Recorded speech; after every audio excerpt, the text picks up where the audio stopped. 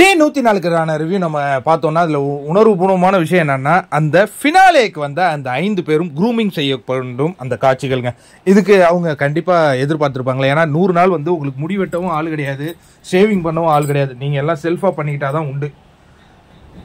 முத்துக்குமரன் நல்லா முடி வெட்டி விட வேண்டியதானப்பா. திரும்பி அதே மாதிரி வச்சுருக்கீங்க ஹேர் ஸ்டைலு. ஏன்னா அது நேர் விருப்பம்னு சொல்லி யாரோ ஒரு கண்டஸ்டன்ஸ் உள்ளே போய் சொன்னாங்களே, அவருக்கு அதான் பிடிச்ச ஹேர் ஸ்டைல் போல இருக்கு. ஆனால் மகிழ்ச்சியான விஷயம் என்னன்னா, ரயானுடைய அந்த பச்சையை மாற்றி விட்டானுங்க. எப்பா பவித்ரா, நான் அந்த பச்சையை எடுத்துக்கிறேன்னா டெடிகேஷன் பவித்ரா.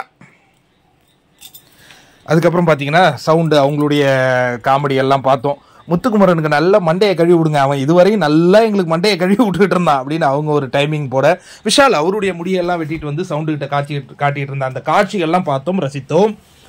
அதற்கு பிறகு பார்த்தீங்கன்னா கண்ணீர் ஏவி அப்படின்னு ஒன்று போடுறாங்கங்க. ஆனால் நீங்கள் எல்லா ஏவிலையும் பார்த்தீங்கன்னா one man do the magic அப்படின்னா அருண் தாங்க.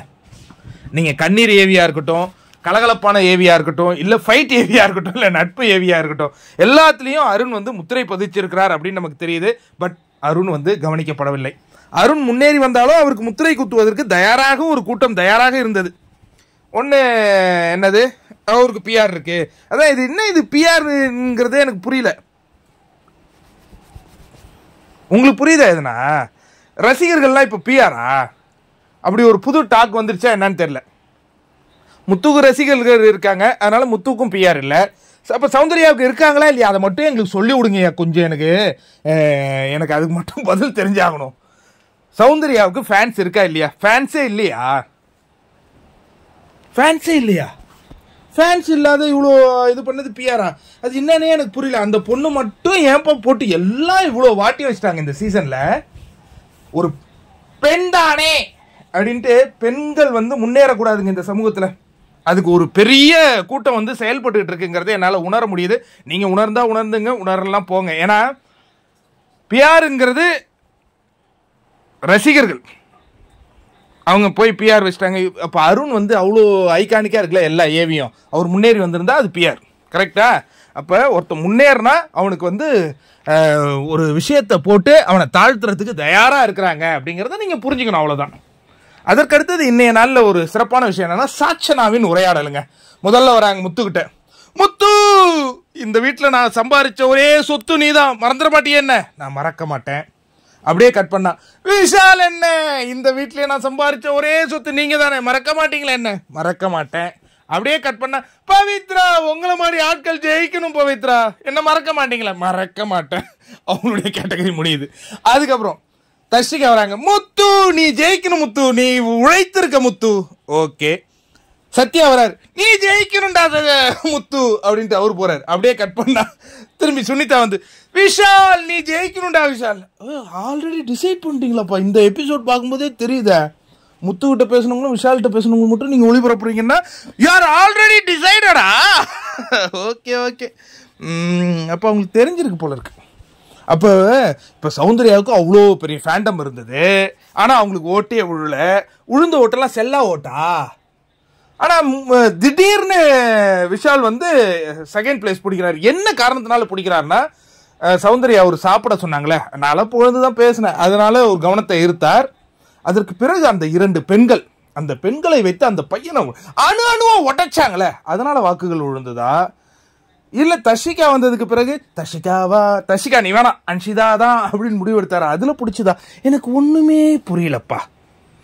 என்னை பொறுத்தவரை இது வந்து ஆண்கள் வெர்சஸ் பெண்கள் அப்படின்னு அறிவித்ததுக்கு பிறகு ஒரு ஆண் போட்டியாளராக முத்துக்குமரன் இருக்கும்போது பக்கத்தில் சௌந்தர்யா. ஏன்னா முத்துக்குமரன் இந்த சீசனின் ராஜான்னா ராணி ஜாக்லின் ஜாக்.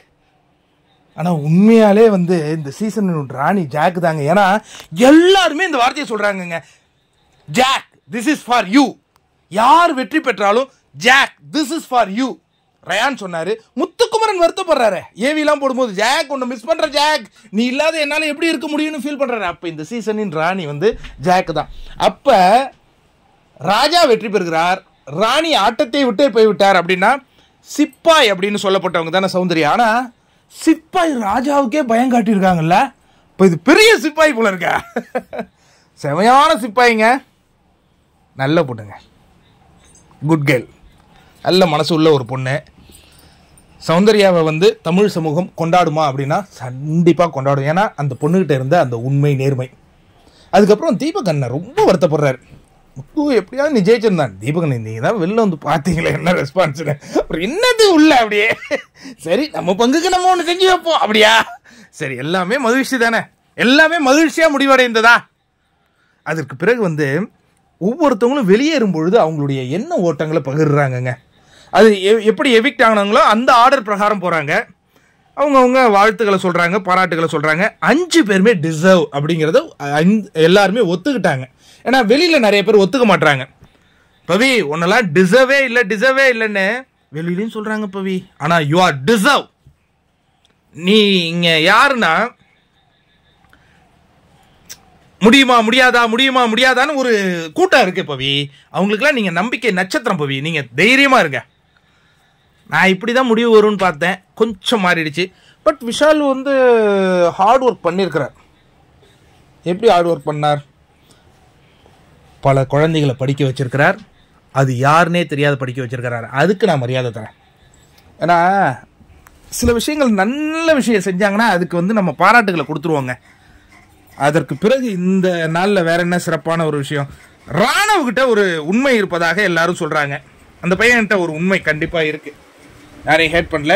ஆனால் இந்த ஃப்ரைடே எபிசோடில் அந்த இந்த 2 சத்யாவும் ஜெஃப்ரியும் பண்ண அலப்பறைகளை காட்டல. ரொம்ப தப்பான விஷயம் பண்ணிட்டீங்க தம்பிகளா.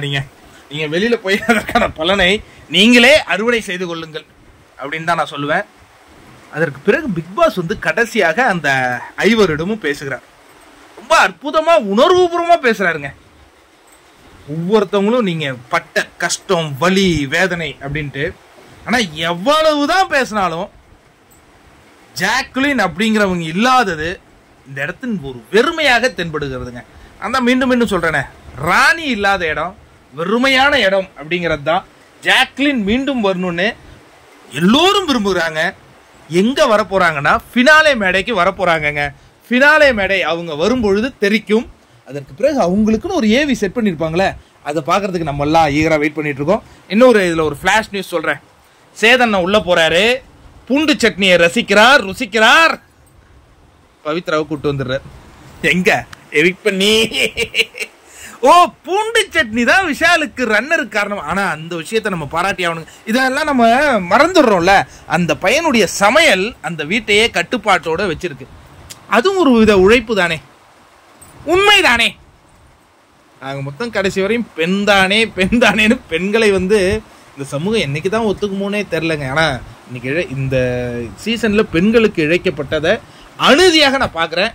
பட் அதை சிரித்த முகத்துடன் தட்டி தூக்கி எறிந்த ஒரு சிங்கப்பெண் தான் ஜாக்.